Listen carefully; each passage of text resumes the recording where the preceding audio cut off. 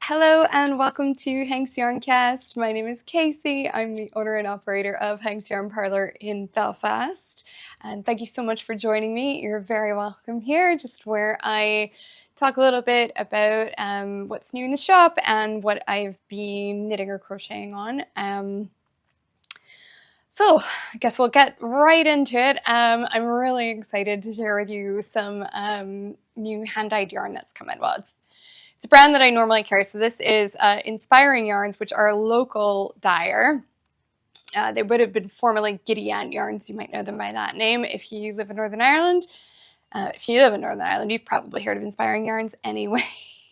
They're a social enterprise that do all sorts of different workshops and kind of community events where they come together and do all sorts of different sorts of textile craft. And they also dye their own yarn. So I wanted to share some of the brand new massive batch that I got in just last week. I've got a load of new colors. I won't show them all to you because there's just too many, and some of them are repeats that we've had before, but I did want to share some new ones that are new to the shop, new to me anyway. Let's start with this beauty. This is called Kingfisher. This is such a beautiful teal. Oh my gosh. Primarily teal. So there's a little bit of kind of some lighter blues and greens in here as well, but there's also this really gorgeous sort of toffee caramel color through it, and it's just stunning. And this, I know the camera is not going to do this justice. First of all, it's probably trying to focus on my face. Just see if we can get it to focus there. I don't think it's going to. Yeah, the camera never does these justice. They look absolutely radiant, like they're practically glowing. Definitely worth popping down to the shop if you can to see them in person. This one has been on my list. I've been admiring this one through their social media for quite a long time. This is called Tulip. And obviously primarily red, but there's quite a bit of colors going on in here. We've got everything from bit of blues, a load of orange and yellow, and the red, obviously, and then you're kind of coming into kind of low purples. This is like a sunset in a hank. It's absolutely gorgeous. Really big fan of that one. And this one is new to me as well. This one is called Flower Bash. And this is sort of a natural base with a lot of kind of pink, purple, and turquoise and yellow speckles through it, and also some brown speckles. Something about this just kind of actually makes me think a little bit about like birthday cake, like confetti birthday cake, or maybe like party ring biscuits. I don't know, they're just all that bright color, but there's these lovely biscuity browns in there as well that I absolutely adore. And this one, I've got some 50-gram hanks as well here. It goes so well with this green. This one is called Chrysoprase. We've had this one in before, and it just picks out all of the little flecks. You probably can't. I'm wondering, can you even see? Bear with me one moment while I fiddle around with the focusing settings on the camera here. Okay, sorry guys, try this and just see if it's any better. I'm sorry if it kind of bounces around a lot, but hopefully I can actually get it to focus on the yarn rather than my face now. Oh, they're a lovely pair. And this one as well, this is new to me. This is Deadhead Hydrangea. Really, really lovely, deep violet blues, a little bit of kind of like a mahogany brown in there. I think that's kind of where the purples and the blues are kind of maybe overlapping a bit, but they get this really sort of like, it's not quite wine colored. It's a little bit more brown than that, but if I can see if I can hold that at the back, that you might be able to see those colors a little bit better. And there's also new to me is this really lovely lilac. This one's called Pincushion. And this, it probably is coming across as solid on the camera, but it has got great, just really subtle tonal variation in it as well. Absolutely stunning. And then I've also got a whole heap of mini skeins in. So it's a bit of a sampling of the colors of mini skeins. We've got going on some really beautiful kind of autumnal, that toffee one. This one is called Cinder Toffee. This is one of my favorite colors that they do, especially in the autumn time. It's a really, really deep, sort of brassy color. And Blackcurrant Jam, which is probably one of their most popular colorways. It's been an old favorite for a long time. This one is Calicarpa. Really bright purple. This one is also kind of glowing. It's absolutely stunning. I really like this purple. We've got Ocean, which is a sort of deep tealy green. I'd say this one's a little bit more on the green side than the blue side of teal things. This one is Lepidolite. Again, another really pretty sort of lavendery purple. Citrine, also a firm favorite of mine. This one definitely glows. This is actually probably the only one that's going to show up on the camera because my camera likes to blow things out. Wow, I can't believe that this color is even possible in dyeing, like in yarn dyeing. It's insane how bright this is. It's definitely glowing. And on the tail of that as well, another really glowy pink one. This one is called Go Ask Alice. Oh, the label's upside down. But yeah, another stunning, stunning hot pink. And last but not least, I've had this one in before as well. I really like this one. This is Marmalade. And this is such a rich, lovely tonal orange as well. I really, really like this one. This is just putting me into kind of fall moods right now. I think I might have mentioned on the last episode that I was kind of, it's starting to get a little bit like thinking about autumn. And yeah, I feel like the weather's starting to turn a little bit. It's been kind of on and off rain today. It was absolutely lashing down and really dark yesterday. Definitely felt like winter yesterday, like we just skipped a whole season. But yeah, I'm definitely ready to start thinking about some autumn knits. Oh God, heaven forbid I just say it, Christmas knits. I'm going to have to start thinking about that soon. I usually knit my partner a pair of socks for Christmas. I have absolutely no idea what socks I'm going to knit him this year. I haven't even thought about the pattern or what colors yet. I'll find the pattern first and then determine the colors. But if you have a go-to kind of favorite, I usually like to do like a colorwork sock. Not really mad about doing textured stitches and socks.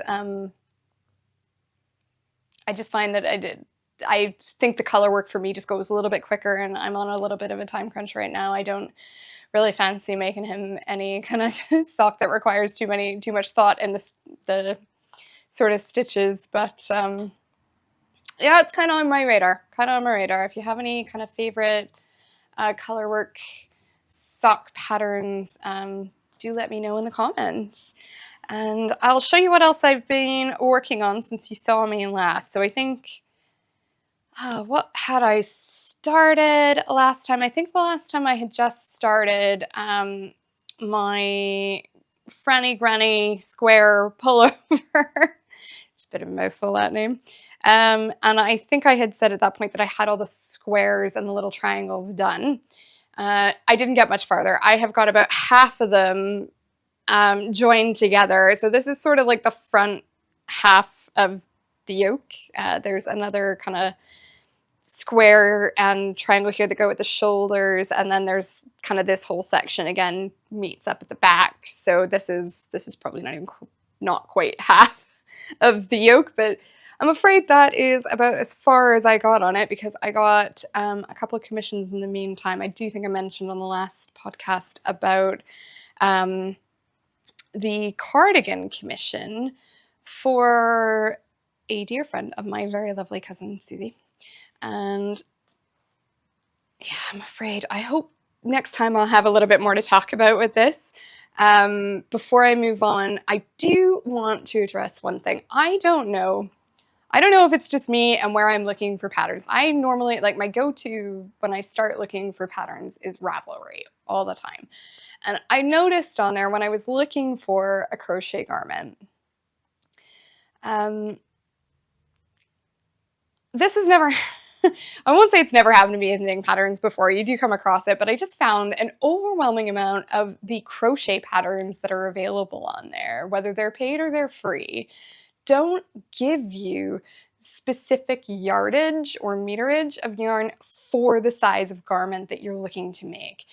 This is so frustrating. I really wish that somebody would explain to me why that is. They kind of have, like, when you add a pattern to Ravelry, you are obligated to fill out the section of information that you would see at the very top of a pattern listing there. So it needs a title, and it needs either a hook or a needle size, a recommended yarn weight, and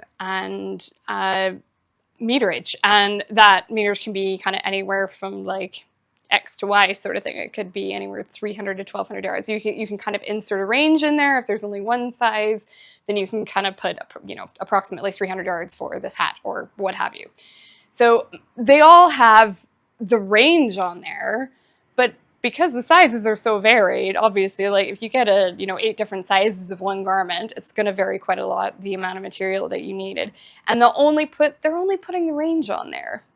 Now, when you go down into kind of the summary where the designer can kind of fill in any sort of information just by typing it out, basically. They just get to write out whatever they like.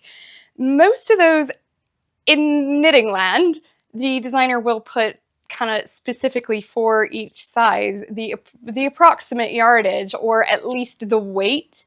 That annoys the absolute tits off me as well. Please do not, designers, please don't. Do you know how annoying it is for the rest of us to have to go do the math? Because 9 times out of 10, you're going to end up substituting yarn. It is just so much nicer to your client base to just put the yardage there, or the meterage. Don't make us have to go look for that. Which brings me to my crochet point. None of the crochet patterns in there gave specifics. And yeah, the specific is in, if you buy the pattern, you get that information. But how are you supposed to know if you're starting out with a certain quantity of yarn and you're looking for a pattern that matches that quantity? How are you supposed to know if the size you want to make, if you're going to have enough yarn, if they don't give you that information up front? So if you're a designer or somebody just give those guys a nudge, because it was an absolute headache. It really is. Like, I'm lucky that I knew I would have enough of this yarn to do that pattern, because I have a whole stack of it in the shop. But if I was just knitting out of my own stash and not making shop samples, I maybe wouldn't have access to that. And it's really frustrating to buy a pattern and then find out you don't actually have enough meterage to cover it. So please, please, please, designers, just put the meterage in the upfront information. It makes everybody's life so much easier. All right, that was my soapbox moment. Sorry, we'll move on now. So the next thing that I've been knitting on is the cardigan for my cousin. Well, for my cousin's friend. So just a reminder, this is the jean cardigan. And I don't have an awful lot of this on yet. Sorry, that's upside down. This is actually a top down. I was actually kind of excited. I should have obviously read the pattern a little bit more closely. I was actually expecting this to be bottom up. I don't see very many top down lace cardigans, but I am absolutely fine with that. I'm really enjoying this. It's working up reasonably quickly, considering the amount of garter stripes that are in it. Yeah, so I'm enjoying it. I did have a little bit of a hiccup in the beginning, and one kind of criticism about the pattern, and I kind of understand why she does it, and I don't have a better solution, but I had a bit of a moment with this, actually when I was doing the swatch to begin with. I didn't realize, and I should have, to be fair, it's my fault, I should have read the pattern more closely. But, so the lace is charted, and I was working on the swatch, and I didn't realize that the chart only includes the right side rows. So all of the rows at the back, all the purling rows were not included in the chart. But I was just following the chart along as, kind of every other row was a wrong side row. So everything was quite a bit more condensed, and the lace pattern wasn't really kind of turning out right. It didn't look like the photo, and I was sitting here going, that looks a bit odd. I'm not really sure what's so went back and read it again a little bit more closely, and needed to kind of insert some more information there on my own part. And it's not hard to follow because every wrong side row, basically you are knitting or purling, depending on whether you're in the lace stripe or the garter stripe. So it's not like, there's a lot of increases and decreases or yarners or any of the actual lace that's worked on those rows. So it does keep, to be fair, it does keep the chart looking a little bit tidier, and also means that it fits on the page, which I appreciate. But it is just kind of something to look out for if you're thinking about knitting this pattern. It's just, it kind of, I don't know. I suppose too, there's so many times that I just kind of set off knitting thinking, yeah, I know what that's going to ask me to do. And it's a really good moment to teach you that you really should at least skim through the whole pattern before you cast it on. So lesson learned, but we got there in the end.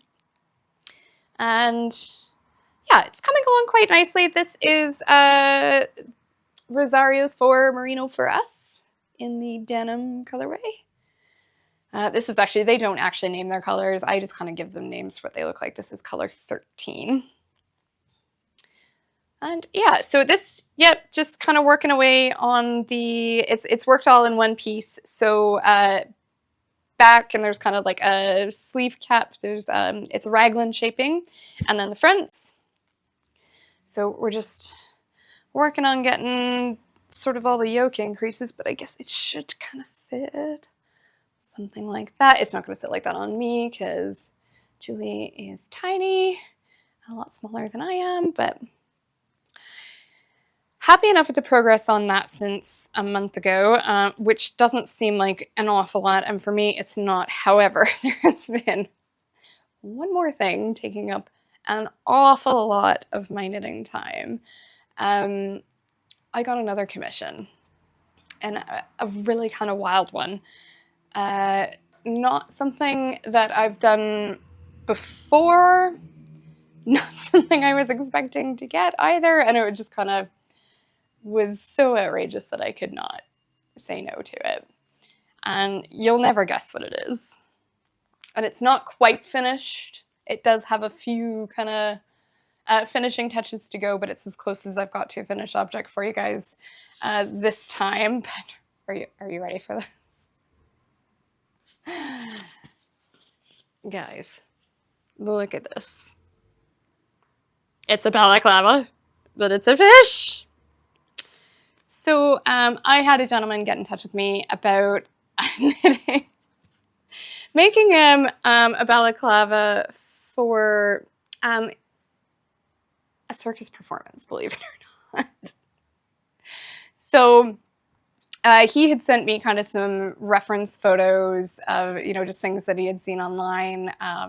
You guys have probably seen it, those crocheted like anglerfish balaclava hat things, which are absolutely insane and really, really cool. But I don't crochet for commission at all. It's just no, I won't do it. So I told him I was happy enough to knit one, and he said he didn't really mind if it was knitted or crocheted because he wasn't sure about the difference. So here we are. This took, it was an enjoyable project. It was a little bit maddening at sometimes, but there was no pattern to follow. I really kind of had to think about, so he had, when he had messaged me, he had sent me the reference photos were anglerfish, but he told me that he needed it to be a salmon. But that he also wanted it to be pink. Like, even though salmon aren't pink, he's just, that's kind of what people associate with salmon, which I totally get. But so me, I was kind of thinking, okay, well, salmon do tend to be darker on the top, usually like silver and kind of more white on the bottom, maybe with a little bit of pink. Atlantic salmon, at least I know there are loads and loads and loads of species of salmon, and some of them look very different. Some of them are totally wild looking, but yeah. So anyway, I think we have got something that remotely resembles a salmon. It definitely resembles a fish, and it should fit him. It fits my mannequin head, which has kind of pretty similar measurements to this gentleman. So hopefully it will fit him. I have got it stuffed up the back with just some spare hanks of yarn right now, so it doesn't like flop about. So what kind of happened here? So I kind of started it construction wise because I had to kind of engineer this whole thing. I did kind of look up some basic balaclava patterns, and a lot of them kind of have you actually knit part of it flat and kind of connect them over the top of the head. And for what I wanted to do with the kind of color work here, where it was seen, I didn't think that was really going to work, at least not in my head. I was thinking there was a way to do this in the round. And there sort of was, and there sort of wasn't. Technically, you could work this as intarsia in the round, but as I quickly learned, there wasn't much point in that, because everything was more or less just getting in to be in a tangle, and still the color work wasn't quite doing what I wanted to do. I can't really explain what was going on in that process. I do intend to put up a little Instagram video. I hope I've taken enough footage of me kind of working through this thing so you guys can see a little bit more of the process. It does have a little like an inner kind of ribbing around the face just to stabilize it. So what I did, I started at the bottom. I started at the neck. Did all the ribbing in the round for that. And then did I cast this bit on separately, or did I? No, I think it's not totally separate. It's connected to the neck at the front, I think. So I think I kind of did something a little bit clever where I just sort of put the stitches at the back of the neck on hold, and then cast on new stitches for the bit that goes around the face. Knit that bit out about 1 inch so that there would be kind of just something to sit around his face so it would be snug and hopefully not flying around. And then I cast on another part, which was the mouth. So I cast this on in black, and in some kind of clever, I say clever, it took several tries to get this right, but there's some short row shaping at the front, the top and the bottom here, to kind of shape the fish's mouth. And then once I had that kind of done and connected up to about this stage, I joined it to the bit that goes around the face, just by kind of knitting two together in there. So those bits are actually knit together, and you can kind of see this little ridge here where the inside ribbing is kind of laid underneath. So that came out fairly well. It was a little bit floppy. So what I've done, and I really wish that I could remember this guy's Instagram handle. I came across this on Instagram just totally by accident, doom scrolling reels as you do, and came across one where this guy he was actually talking about, just put this down for a second. He's talking about crocheted hats, like brimmed hats, particularly, I think he had like a witch's hat kind of thing going on, but he said, for sun hats or fedoras, anything that kind of has a wider brim on it, it's quite common for people to use like florist wire at the edge to give that brim some structure and some shape. Now he had a problem with that because the wire can sometimes get kinked or warped, and it's really hard to kind of get it to sit straight again once that happens. And his solution to that was strimmer cord, like the plastic kind of reels that you would buy to replace the cord in your garden strimmer. Which I think is absolute genius. Like when I saw this, that he put it, I just thought, oh my God, that is amazing. So it's flexible, but it's rigid enough that it'll kind of stand out and hold something shape, but you can kind of manipulate it and move it, and it's not going to kind of kink or do weird things. So it's holding that circular shape. This needs a bit of a proper blocking and whatnot to get it to sit quite in the right spot. But the idea is that this should kind of come out and sit away from the face a little bit. I think actually the weight of my stuffing in the back is maybe pulling this down a little bit, but okay. Something like that anyway. So I think that's absolutely genius. It's working really well. It was a little bit tricky. I could just kind of cut a length of the strimmer cord and then melted the ends down and kind of melted them together. And that was a little bit tricky. I could have used an extra set of hands for that.